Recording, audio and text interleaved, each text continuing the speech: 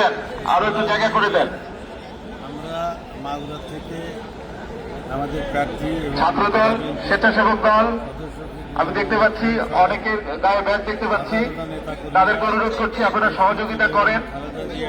যারা আসছেন শ্রদ্ধা জানাতে তাদেরকে পেছনে যাওয়ার ব্যবস্থা করে দেন। আজকের এই দিনে আমরা অত্যন্ত শোক এবং দুঃখের সাথে সবাইকে জানাতে চাই যে আজকে দেশমাতার যে বিদায়, মিরপুর থেকে যারা আসছেন তারা দ্রুত পেছনের দিকে চলে যান। পেছনে জায়গা অলরেডি খালি আছে, তিনি সারা জীবন পেছনের জায়গাও প্রশস্ত করা হয়েছে যাওয়ার জন্য রাস্তা। বিরুদ্ধে আপনারা একটু দ্রুত হাঁটেন, গণতন্ত্র এবং এদেশের মানুষের মুক্তি একটু দ্রুত হাঁটেন।